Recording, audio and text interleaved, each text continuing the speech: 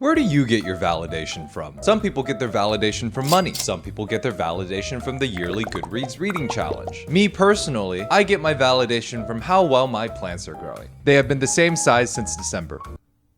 I am very unwell, and because I've been unwell, I decided to do some soul searching for the past couple weeks, traveling far and wide to seek new sources of validation, making my own journey to the West. Because I was born and raised on the West Coast, and I really can't stand living in a state where I can experience all 4 seasons. And when I got to the end of my journey, I actually found it. I was enlightened. I had finally found the ultimate source of validation. Would you like to know what it is? Come here. It's capitalism, baby. And for only $499, you can go onto my website and buy my course to learn how to restock your Stanley fridge cup refrigerator. Click my bio for the core. Welcome back to the light side of the internet. Stuff, things, doodads. We all like buying things. Whether it's our coffee in the morning, or a book we've been looking forward to, or another knit sweater polo from Abercrombie & Fitch. I need to stop. I have a problem. My entire closet is sweater polos, and winter is coming. So I'm really not innocent when it comes to this wider trend of overconsumption. I am easily seduced by the allure of one more Abercrombie sale. But when people start buying stuff for their stuff, and then start buying stuff for the stuff that they originally bought for the original, I think I lost my train of thought there. Where was I? All right, consumption is like a Thanksgiving turkey. You can definitely have too much stuff. Holy Jesus. What is that? What the f is that? I thought the whole point of having a reusable water bottle was so that you only needed one bottle ever. So please let me know who in God's name is not only buying 6 of the exact same Stanley cups, but also a purpose-made Stanley cup rack to hold all 6 of their nearly identical Stanley cups. I'm sorry, was it just too much to wash one of your cups? Is this like someone buying 6 of the same colored t-shirt and just not washing them until they have to? I could not imagine my annoyance if I was this person's roommate. Why?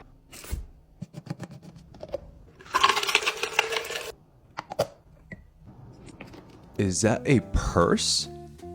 Made just for Stanleys?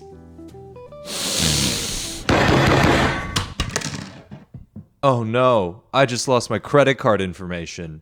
I think I know someone who can help. Today's sponsor, Aura. Do you know what sucks? Identity theft. It's not a joke. And with the recent hack of national public data, which exposed over 2.9 billion records, and yes, that is a billion with a B, your personal data might be at risk. This includes your address, your date of birth, your social security number, your recent browser history. I might have made that last one up. Unless. You know that one time in the 6th grade where you got an email saying you want a free PS4, but when you clicked on the link within the email, you actually didn't win a free PS4?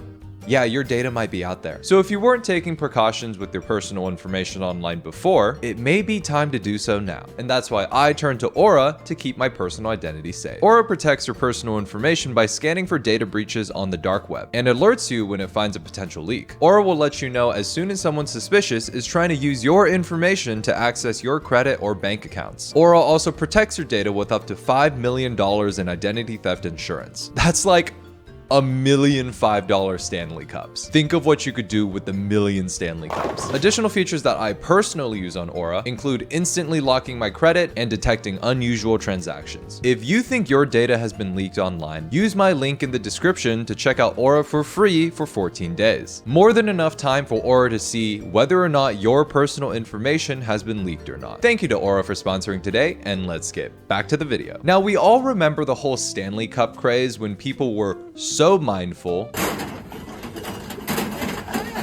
so civilized, Loser. Get him! Stupid! Get him! Stop him! so demure, Police in Roseville arrested a woman after she was caught with a trunk full of Stanley cups. just very demure. But when all that happened, I thought it was just for the cups themselves. I didn't realize 20% of our GDP was actually based on the Stanley Cup accessory industry. Pack my Stanley with me to go on a walk.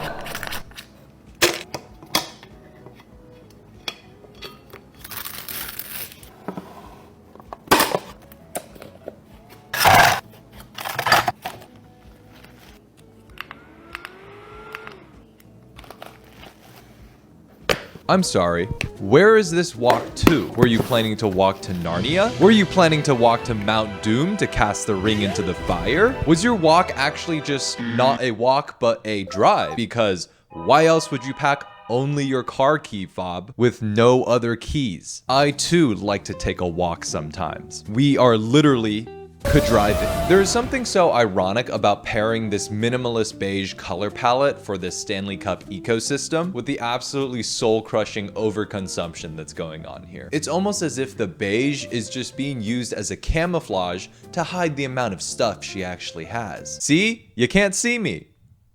Because everything else is also fucking beige.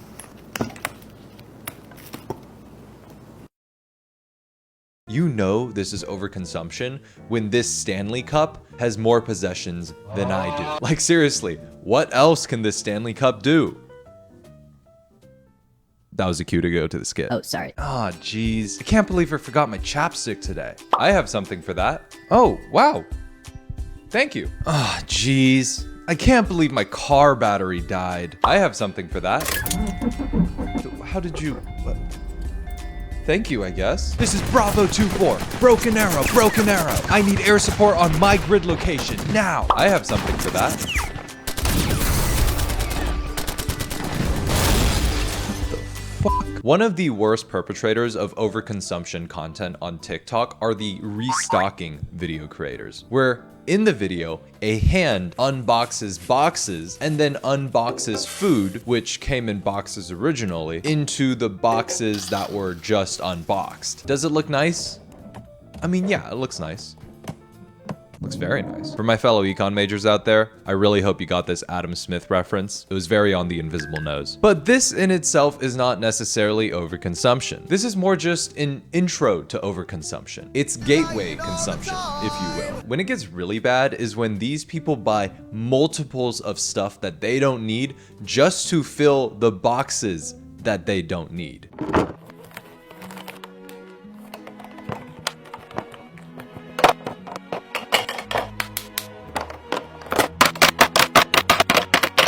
It's almost as if they don't really have to restock anything. They just have a container addiction. I just feel like this isn't gonna work. I feel like you're just here for the containers. What? No, what are you talking about?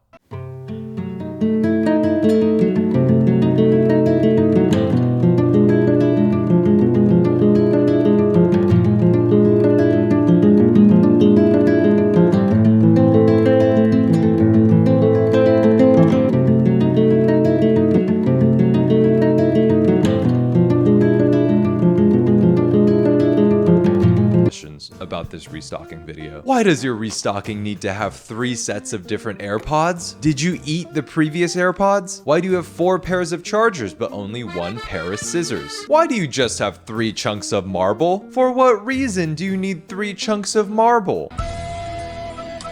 Quick, we're sinking! Throw something overboard! Why don't we just throw this anvil off? Why do we have an anvil? To balance out the other 2 anvils. We have 3 anvils?! I'm starting to think that these TikToks are just a giant dick measuring contest. Except instead of dicks is seeing who can stuff their pantries, drawers, fridges, and everything else with the greatest number of phallic objects possible. So it is actually just a giant dick measuring contest. Speaking of dicks, I think that's a huge reason why this influence maximalism is so popular on social media these days. Not only is it a competition to see who can collect the most amount of pretty junk, it's also just a constant competition with yourself, buying stuff to fill boxes until you either run out of boxes or you run out of money, and you will never run out of boxes. But if you do get bored of filling boxes, don't worry, there's even more stuff that you can fill. That came out really wrong. I meant like your mouth. Still not what I meant. Holy fuck! This week is so good. And thank fuck they brought back this chocolate chip cookie, because the regular chocolate chip cookie sucks ball sack.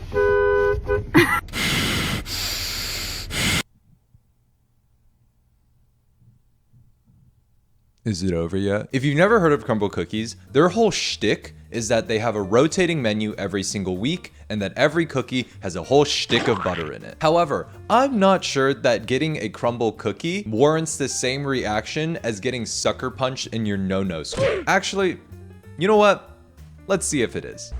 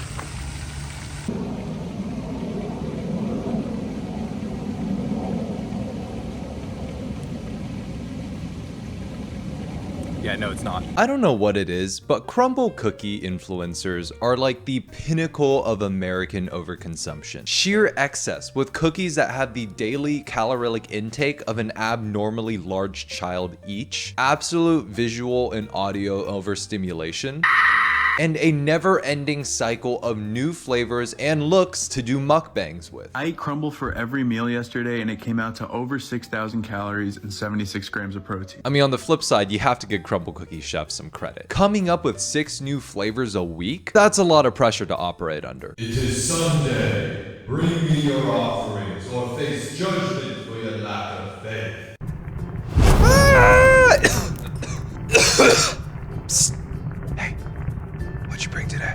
Literally just a stick of butter. Dude, are you serious? You're gonna get smoked. It's cookies for the cookie god, not butter for the butter god. Bro, it's been like a rough week, okay? I'm just not feeling creatively there.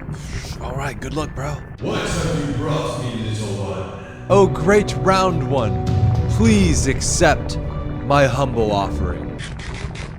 Spectacular. Give me 14 of them right now. For breakfast, I started how I normally do by trying out all the new flavors. This was probably one of my favorite weeks and there wasn't really a cookie I didn't like. My favorite was probably the apple pie, but I also really liked the cornbread and the patriotic birthday cake. So this meal came out to around 4,000 calories and I ate it at like 9:30 in the morning. Look, I get it. I like a good sweet treat every once in a while too, even once a week. Or once a day. But I do draw a line at recording yourself sitting down and eating 6 Crumbl cookies at once. The only thing crumbling is this man's gut health. And probably my sanity. Now, you might be wondering, why is it that you're talking about these people over-consuming and not billionaires who use as much fuel as I will use in my entire goddamn lifetime in a single flight just to grab lunch? Well, I'll tell you the truth. Frankly, it's more fun to talk about normal people consuming an abnormal amount of stuff than it is to face the reality that no matter how much I or everyone else underconsumes, our greenhouse gas emissions are always going to be dwarfed by people who not only want capitalism, but are kind of hell-bent on making everyone else lose capitalism. Anyways, let's talk about underconsumption. Underconsumption pour in my apartment kitchen. The 4 water bottles that my husband and I share, cutting boards we've had forever that are still perfectly functional. Spices still in their original bottle and container. All of the wall decor was gifted or less than $10. Tons of hand-me-down or free utensils. So... normal consumption. I thought this is what all rooms look like. Is it really true that the expectations for our rooms now is to look like this? It's probably easier just to show you. So yeah, I'm sure there's a more organized way to do this, but this is just what works for me because I like to see everything with the label up. That's a major issue. And just like how social media has fucked up our perceptions of how our bodies should look, it's also fucked fucked up our perceptions about how much stuff we should own. Also, I can't play the audio due to copyright issues, but every single one of these over/under consumption videos has the same song in the background, Don't Know Why by Norah Jones. You know, the song that goes like, waited till I saw the sun, don't know why I didn't come, left you by the house of fun, don't know why I didn't come. Maybe it's because you spent all day getting your goddamn Stanley Cup ready for a 5-minute drive to see Don't know me. why See, this is what I'm talking about. That's gaslighting. Underconsumption core is basically the response to all of these overconsumption TikToks, introducing radically new concepts such as using old things while they still work,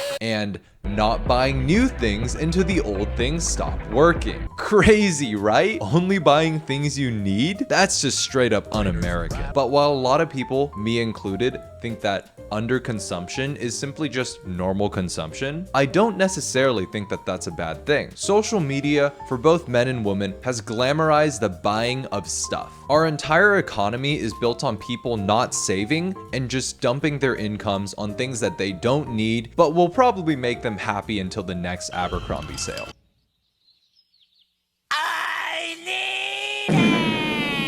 And I do think that this problem of being pushed to buy more stuff is more prevalent for women than it is for men, because practically every single one of these TikToks is made by a female creator. It's beauty standards and outside influence that push women to buy gratuitous amounts of stuff like this, while it's more socially acceptable for men to live like this. I'm joking. Half joking. I too sleep like an incel. So maybe it's a good thing to romanticize normal consumption, especially for those of us who weren't born into money and don't necessarily have the funds to buy a new makeup palette every single month. So at the end of the day, let's not follow underconsumption core or overconsumption core. Let's follow common fucking sense core. Anyways, that's all I have for you guys today. If you're still here, thank you so much for watching. I'll see you in the next one. Okay, bye.